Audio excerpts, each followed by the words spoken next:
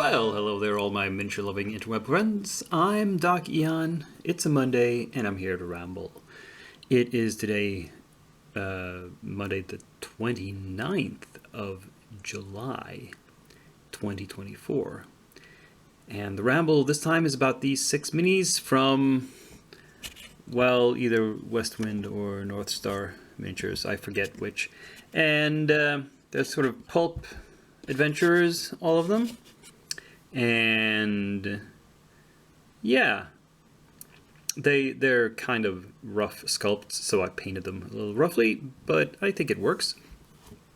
Now, this guy here, for a proper safari outfit, he should be all in tan or beige, matching the pith helmet, but I thought that was monochromatic tends to be boring, so I added some variety to his outfit, and well, let's call it that. With this lady, she had to be monochromatic because she's just wearing a dress and there's not much else to do. Again, with this guy, he had this big patch on his back, and I painted a Flying Tiger's flag on it. Technically, he should be wearing fatigues, so his pants should also be kind of a tan or khaki color, and his cap as well. But again, it would be too monochromatic, so I added some more spots of color. Indy here is pretty close to how he looks in the movies. He's kind of again in the Indiana Jones look is kind of monotone in this either black or really dark brown, except for a white shirt, and you know.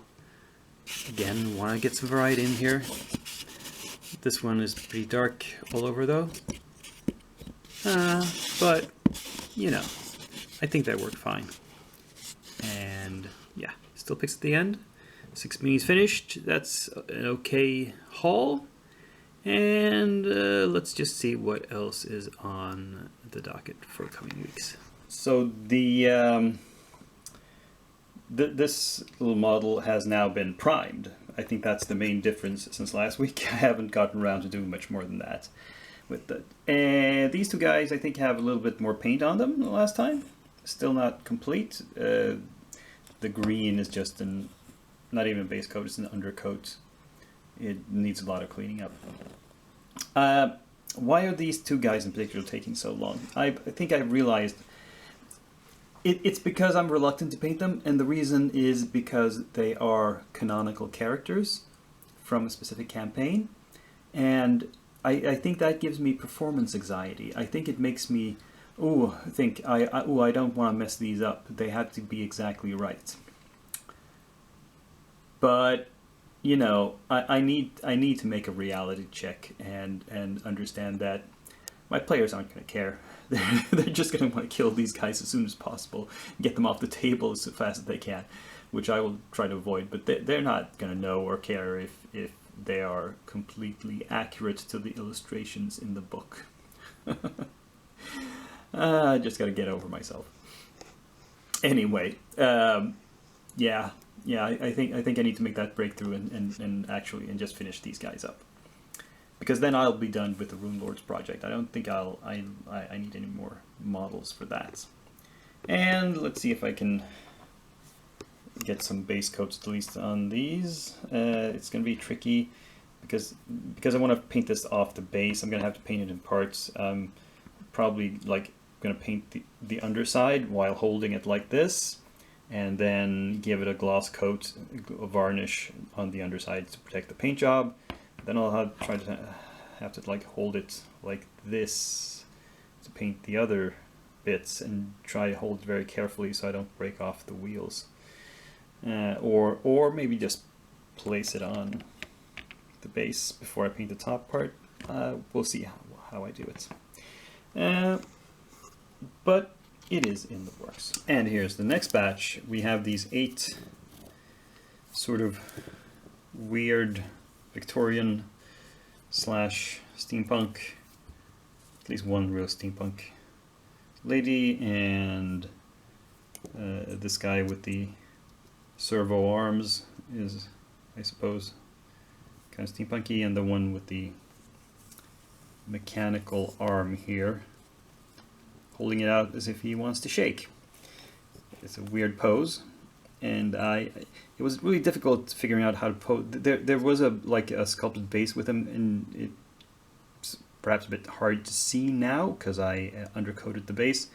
But this foot is sort of placed on a rat. It's like he's stepping on the rat, which is kind of odd, but it was the only way, considering the angles of the legs and the height of the feet and the way the base was made up. It was the only way I could figure out to place him on it, because if this is a Western miniature like I think it is, it's one they've stopped making. There is no picture of this guy on the website, so I don't know what he is actually supposed to look like. I could find reference photos for most of the others. This guy, but he didn't need assembly. I found this guy and this lady.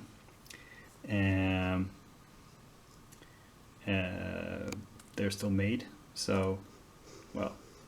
Anyway, these will get some more paint on them by next week, I hope. Possibly even a few finished. We'll try to make it as much as possible.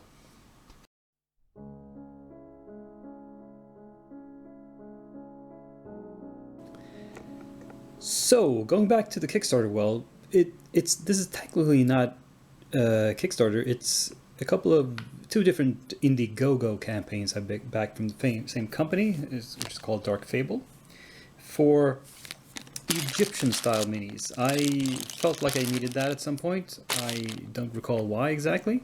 I think one of them is mostly for monsters, mostly for undead, and one is for like slightly more normal people, though I'm not sure. These were really small scale campaigns. I got a handwritten thank you note for each one.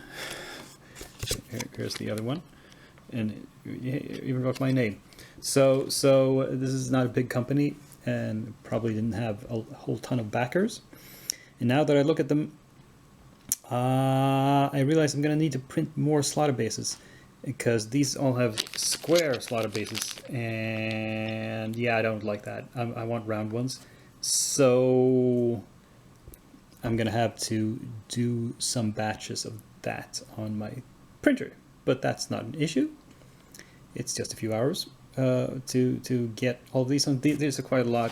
One of these Kickstarter campaigns was for 9 minis and the other for 15. So there's quite a few here.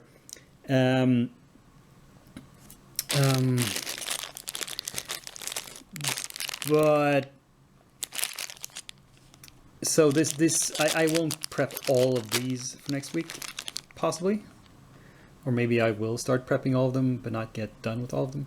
I won't be able to paint 24 minis in 1 week after that anyway, in any case.